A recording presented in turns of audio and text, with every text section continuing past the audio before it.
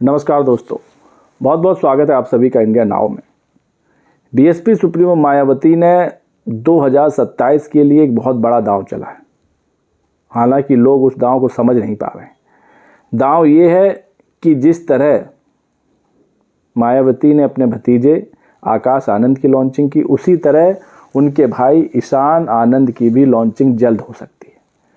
आकाश आनंद की भी लॉन्चिंग इसी तरह हुई थी जब वो पहली बार चुनावी रैली में मायावती के साथ चुनावी मंच पर दिखे थे, और आज की तारीख में उनको अहम जिम्मेदारी दी गई है, पार्टी का राष्ट्रीय कोऑर्डिनेटर बनाया गया है। और इसी राह पर अब उनके भाई ईशान आनंद भी निकलने वाले, और इसकी तैयारी भी तेज हो गई है और एक तरह से लॉन्चिंग पैड तैयार कर दिया गया है। दरअसल यूपी में खिसकते जनाधार को बचाने के लिए बीएसपी सुप्रीमो मायावती ने एक नया समीकरण बैठाया और उन्होंने अपने भतीजे ईशान आनंद की राजनीतिक पारी की शुरुआत करवाने का संकेत दे दिया। 15 जनवरी को जब बीएसपी सुप्रीमो मायावती का जन्मदिन मना लखनऊ में, उस मौके पर उस मंच पर एक अलग तरह का सिटिंग अरेंजमेंट था। 5 कुर्सियां लगी थीं।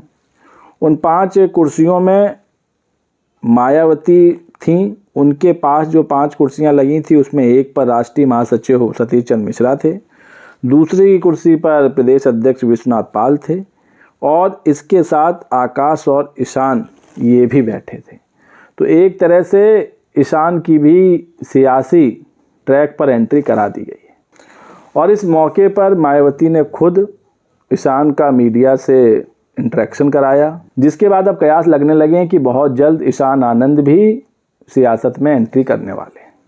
दरअसल इसके पीछे की वजह क्या है, लोग ये समझ नहीं पा रहे हैं कि अचानक क्यों ईशान आनंद को सियासी मंच पर जगह दी गई, भले ही मौका बीएसपी सुप्रीमो मायावती के बर्थडे का रहा हो। दरअसल जिस तरह आकाश आनंद को लॉन्च किया गया था, उसी तरह ईशान आनंद को भी लॉन्च किया जाएगा। दरअसल मायावती ने अपने इस दांव से ये संकेत देने की कोशिश की है कि बसपा अभी बूढ़ी नहीं हुई है और उसके पास भी नेतृत्व करने वाले युवा लोग और ऊर्जावान लोग हैं। और ईशान को लॉन्च करने को जहां मायावती ने दलित समाज के युवाओं को जोड़ने की कवायद के रूप में देखा जा रहा है, वहीं राजनीतिक जानकार का जो मानना है वो ये कि ईशान और आकाश, ये दोनों आज़ाद समाज पार्टी के जो अध्यक्ष हैं, भीम आर्मी के चीफ हैं, चंद्रशेखर की काट के तौर पर देखे जा रहे हैं। क्योंकि पश्चिमी यूपी में जिस तरह चंद्रशेखर युवाओं के बीच प्रसिद्धि पा रहे हैं, मशहूर हो रहे हैं, और युवा उनसे बड़ी तादाद में जुड़ रहे हैं, तो उस वोट बैंक को बीएसपी की तरफ साधने के लिए इन दोनों युवाओं को चुनावी मैदान में उतारा जाएगा, और ये प्लान 2027 के तहत है। ऐसे में अब सवाल ये उठ रहे हैं कि क्या आकाश आनंद और ईशान आनंद बीएसपी के डूबते सूरज को फिर से उगा पाएंगे, ये भी देखने वाली बात होगी। दरअसल पश्चिमी उत्तर प्रदेश में चंद्रशेखर आज़ाद दलित समाज के युवाओं में उनकी धीरे धीरे पैठ बन रही है, वो काफ़ी लोकप्रिय हो रहे हैं। दरअसल प्रदेश में जब भी दलित युवाओं पर किसी तरह की मुसीबत आती है या फिर उन पर अत्याचार होते हैं, तो चंद्रशेखर अपने पार्टी कार्यकर्ताओं के साथ खुद मौके पर पहुंचते हैं, हालचाल जानते हैं और उनकी मदद भी करते हैं, और कार्यकर्ता भी जोर शोर से उनके साथ चलते हैं। और लखनऊ में बीते बुधवार को उनकी पार्टी की युवाओं की एक रैली भी निकली थी, जिसकी काफ़ी चर्चा हुई। तो चंद्रशेखर लोगों के बीच में उतरकर मेहनत कर रहे हैं, तो बसपा से जुड़े लोग भी यही चाहते हैं कि चंद्रशेखर के पैरेलल ईशान और आकाश आनंद को खड़ा किया जाए, ताकि जो वोट बैंक में सेंधमारी हो रही है, जो बीएसपी का कोर वोट बैंक छिटक रहा है, वो बीएसपी में दोबारा वापस आए। और जो बीएसपी सूत्रों से जो जानकारी मिल रही है उसके मुताबिक ये कि दिल्ली विधानसभा चुनाव खत्म होने के बाद आकाश आनंद का मार्च से जिलों में कार्यक्रम लगाया जाएगा, और उनके साथ ईशान आनंद की भी ड्यूटी लगाई जाएगी। जिले जिले कार्यक्रम लगाकर लोगों के बीच आकाश को युवाओं के बीच भेजकर समाज को पार्टी से बांधे रखने का अभियान शुरू किया जाएगा। जल्द ही आकाश के साथ ईशान भी इस अभियान में आपको नजर आएंगे। सड़कों पर उतरकर दलितों के संघर्ष की नई कवायद दिखाई दे सकती है। तो ये प्लान है बीएसपी सुप्रीमो मायावती का ईशान आनंद को लेकर।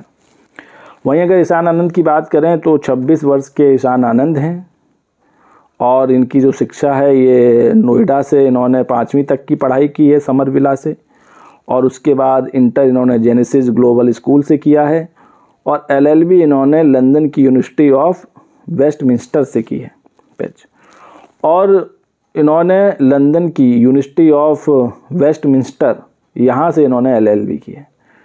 और जो इनका स्वभाव है उसके बारे में बताया जाता है कि गंभीर और पेचीदा विषयों को समझने की इनके पास तीव्र समझ है और फिलहाल ये अपने पिता आनंद कुमार का कारोबार संभाल रहे हैं। तो अब वो भी जल्द आपको सियासी ट्रैक पर नज़र आने वाले हैं। इसके अलावा अपने जन्मदिन पर मायावती ने एक और बड़ा ऐलान किया। उन्होंने कहा कि प्रदेश में अब नए सिरे से संगठन खड़ा किया जाएगा। इसके लिए मुख्यालय पर संगठन विस्तार को लेकर बैठक भी हुई। मंडलीय कोऑर्डिनेटर और जिला अध्यक्षों को निर्देश दिए गए संगठन को प्रदेश में नए सिरे से खड़ा किया जाए, जिसमें दलितों के साथ पिछड़े, अति पिछड़ों और अगड़ों को भी जगह दी जाए। कार्डर कैंप काशीराम की तर्ज पर बंद कमरों में किया जाएगा, जिससे पार्टी की अंदरूनी रणनीति के बारे में किसी को जानकारी ना मिले और विरोधी पार्टियां खासतौर से भाजपा, कांग्रेस और सपा उनकी नकल कर BSP के वोट बैंक में सेंधमारी ना कर पाए। तो इसलिए एक खास किस्म की स्ट्रेटजी बनाई जा रही है, रणनीति बनाई जा रही है, जिसको कोई और दल कॉपी ना कर सके। और इसी के मद्देनज़र BSP 40 दिनों का विशेष कार्डर कैंप चलाएगी, जिसमें ये सब जानकारी पार्टी के कोऑर्डिनेटर्स, मंडलाध्यक्षों और जो बड़े नेता हैं उनको दी जाएगी। दरअसल आकाश आनंद की जब लॉन्चिंग हुई थी उसी तर्ज पर ईशान आनंद की लॉन्चिंग होने वाली है। 2017 के विधानसभा चुनाव में पहली बार सहारनपुर में आकाश आनंद दिखे थे मंच पर, जब सपा और बसपा गठबंधन के समय 12 जनवरी 2019 को भी आकाश खामोशी के साथ मौजूद रहे। इसके बाद मेरठ में मायावती की चुनावी रैली में वो मंच पर दिखे। चुनाव आयोग द्वारा मायावती के प्रचार पर प्रतिबंध लगाने के बाद आकाश ने पहली बार आगरा में रैली को संबोधित किया था। 2019 के लोकसभा चुनाव के बाद मायावती ने पहली बार आकाश को पार्टी का नेशनल कोऑर्डिनेटर जैसा बड़ा पद दिया। 2000 के लोकसभा चुनाव में भी आकाश आनंद ने चुनाव प्रचार किया। हालांकि बीच में मायावती ने उनसे ये जिम्मेदारी वापस भी ले ली थी और फिर से अब उनको उसी पद पर तैनात किया है। तो अब BSP में नया सवेरा होने वाला है और 2 नए युवाओं को पार्टी की कमान सौंपी जा सकती है। एक तरह से उन्हीं के कंधों पर पार्टी को आगे बढ़ाने की जिम्मेदारी सौंपी गई है। तो ये काफ़ी हद तक सही भी है, युवा भी हैं, समझदार भी हैं और यूपी की सियासत को समझते भी हैं। तो अब आकाश और ईशान के कंधों पर BSP की जिम्मेदारी डाल दी गई है। मायावती की ही देखरेख में ये दोनों अपने राजनीतिक करियर को आगे बढ़ाने के लिए चल दिए। तो दोस्तों, आपको क्या लगता है कि ईशान और आकाश आनंद, इन दोनों की जोड़ी BSP में कुछ नया परिवर्तन ला सकती है? क्या ये जोड़ी चंद्रशेखर पर भारी पड़ सकती है? और क्या ये जोड़ी BSP के खोए हुए दलित वोट बैंक को वापस ला सकती है? अपनी राय कमेंट्स करके दें। वीडियो पसंद आया हो तो चैनल को लाइक, शेयर और सब्सक्राइब करना ना भूलें। तब तक के लिए नमस्कार।